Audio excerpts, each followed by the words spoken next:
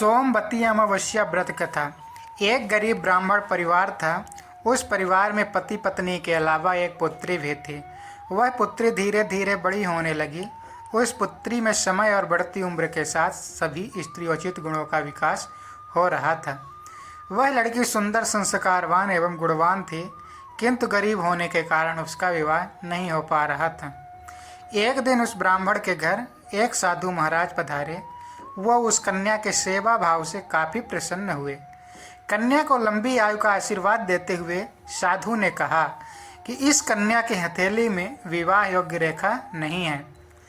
तब ब्राह्मण दंपत्ति ने साधु से उपाय पूछा कि कन्या ऐसा क्या करे कि उसके हाथ में विवाह योग्य बन जाए। साधु ने कुछ देर विचार करने के बाद अपनी अंतर्दृष्टि से ध्यान करके बताया कि कुछ दूरी पर एक गांव में सोना नाम की धोबिन जाति की एक महिला अपने बेटे और बहू के साथ रहती है, जो बहुत ही आचार विचार और संस्कार संपन्न तथा पति परायण है।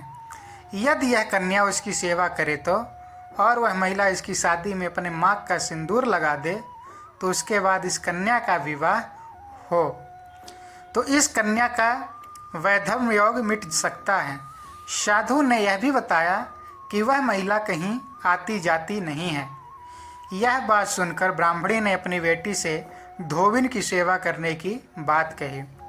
अगला दिन कन्या प्रातः काल ही उठकर सोना धोबिन के घर जाकर साफ सफाई और अन्य सारे काम करके अपने घर वापस आ जाती है। एक दिन सोना धोबिन अपनी बहू से पूछती है कि तुम तो सुबह उठकर सारे काम कर लेती हो और पता भी नहीं चलता। बहू ने कहा, माँ जी, मैंने तो सोचा कि आप ही सुबह उठकर सारे काम खुद ही ख़त्म कर लेती हैं। मैं तो देर से उठती हूँ। इस पर दोनों सास बहू निगरानी करने लगी कि कौन है जो सुबह ही घर का सारा काम करके चला जाता है।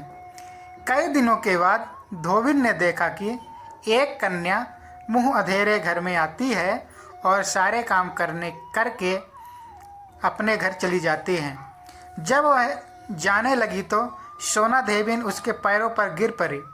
पूछने लगे कि आप कौन हैं और इस तरह छुपकर मेरे घर की चाकरी क्यों करती हैं। तब कन्या ने साधु द्वारा कही गई सारी बात बताई। सोना धोबिन पति परायण थी, उसमें तेज था। वह तैयार हो गई। सोना धोबिन के पति थोड़ा अस्वस्थ थे।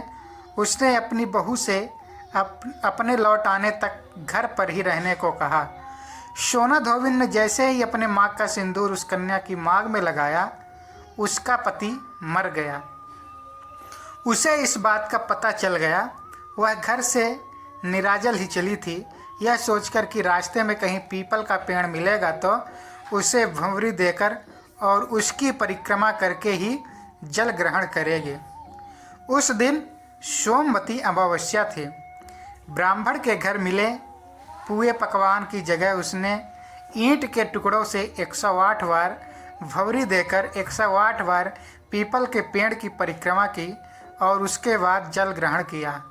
ऐसा करते ही उसके पति के मुर्दा शरीर में वापस जान आ गई। धोबिन का पति वापस जीवित हो उठा।